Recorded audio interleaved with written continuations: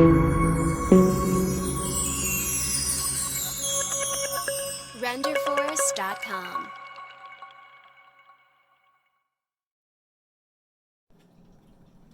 Hi all, I'm Trisha Peach, host of the Peach Buzz, and this is a channel all about ministry and family, children's ministry especially. I had an incredible opportunity last week over lunch. This was 5 days ago.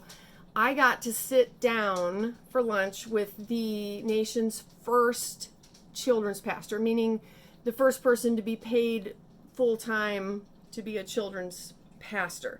This is probably arguable, but arguably the first paid children's pastor in the U.S. He was also the chair of the department for children's ministry at North Central for many, many years. He was the chair when I was there and when I graduated. So I have a lot of respect for him and his wife. Dr. Dan Rector is his name. We know him as Big Dan. Comment down below if you ever had Big Dan as your teacher. Big Dan and his wife Nancy. I was in St. Paul and they graciously agreed to have lunch, and I have missed them. It was so great. But I had some takeaways from that meeting that I wanted to share with you. Those of you that work with teenagers, with kids, and you're in any form of ministry, I think there's some very wise things that we can take away from Big Dan and Nancy, the very first paid children's pastors in the U.S. His story is he was born and raised in Michigan. He was working at a church, I believe, in Quincy, Illinois, and he approached them. He was already doing kids ministry, and he wrote the proposal saying, this is what I would do. This would be a full-time paid position. And they accepted. What I took away from that is sometimes the role or the position that you're looking for is not there yet. You may be looking for that perfect one when you're going to need to create it. And that's what children's leaders are great at. We speak into our setting. We creatively think of things that aren't there yet. Who would have thought to propose a full-time children's ministry position when there had never been one in the U.S. up to that point, as far as we know? So he proposed that. It was accepted. Years later, he took a full-time children's pastorate position in a church in Bloomington, Minnesota. And I know this church, excellent church. And it was right by North Central Bible College, which is now North Central University. Comment down below if you went there. I did. That's my alma mater. It's where I met my husband. He took the chair of that department while also working full-time as a children's pastor. And it was the same situation. He went to them and said, this is what it would look like. It didn't exist. A children's ministry major did not exist. So he was saying, this is what it would look like. This would be the scope and sequence. This is what the curriculum would look like. This is how we'd have that many credits.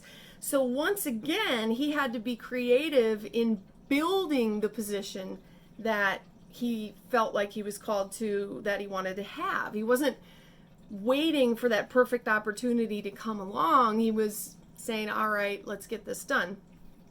It sounds amazing to me. And so all those years he was able to work with kids and train up the next generation of kidmin leaders.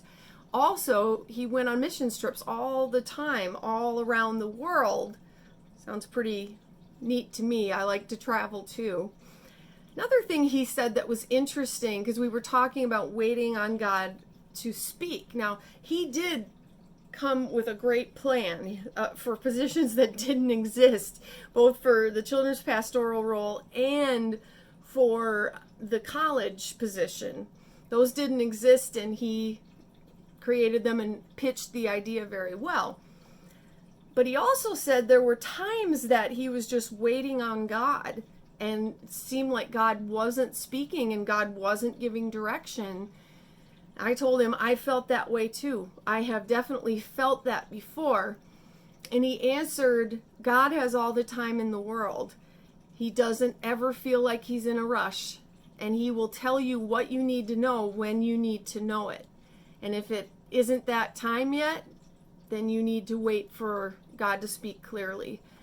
I thought that was awesome. So there's this balance between waiting on God to speak, and then when God does speak and give you direction, you need to be ready to make that proposal, perhaps for a position that doesn't exist yet, if that makes sense. I think I can go for just about anything if I know it's God. If I know God is leading in that direction, then I can take some chances. If you step out and it's not God, I don't think he's going to be mad and boom, boom, boom, boom, boom. No. But God wants to show us what we're created for and what he would have us do. And God's not in a rush. He's on his own time. Whew. As I sat talking to Big Dan, he was talking about the changing face of kids ministry into more family ministry and staying on top of that. He talked about all the radical changes he'd seen through the years since he started as a kids pastor.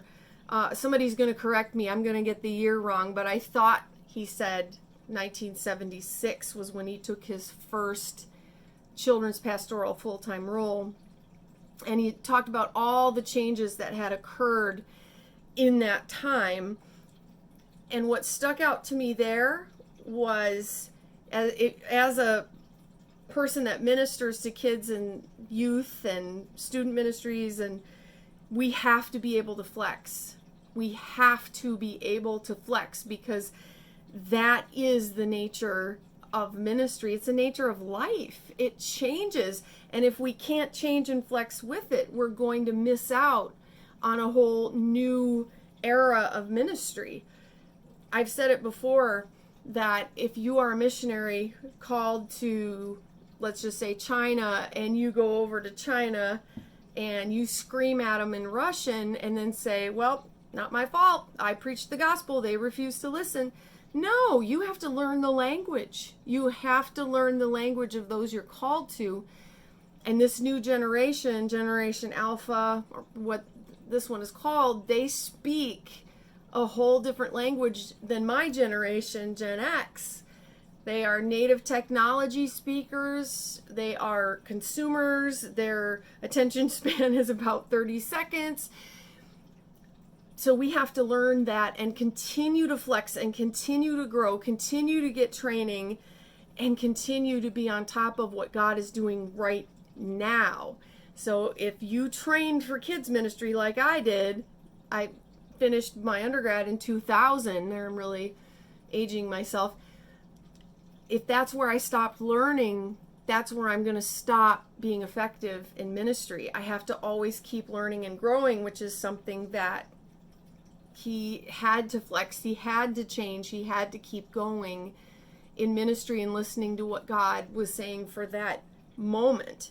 He talked about how important it was to speak into other children's leaders, replicate yourself, and I thought that's important for every one of us. So I would challenge you, who are you raising up in your ministry right now?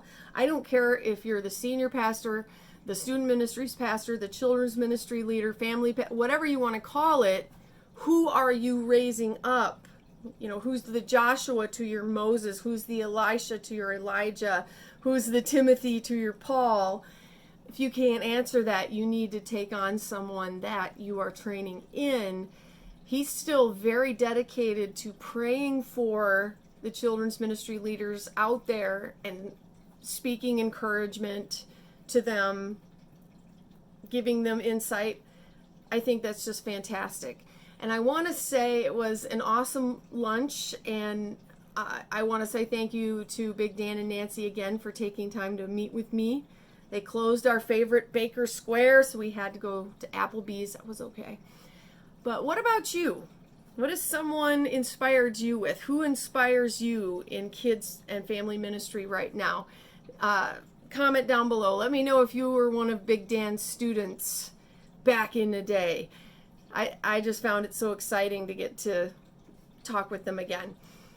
And remember, who is your one you're pouring into right now? Who are you mentoring? Very important.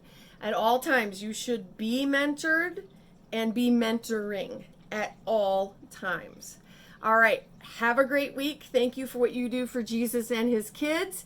I will see you next week on the Peach Buzz. Bye.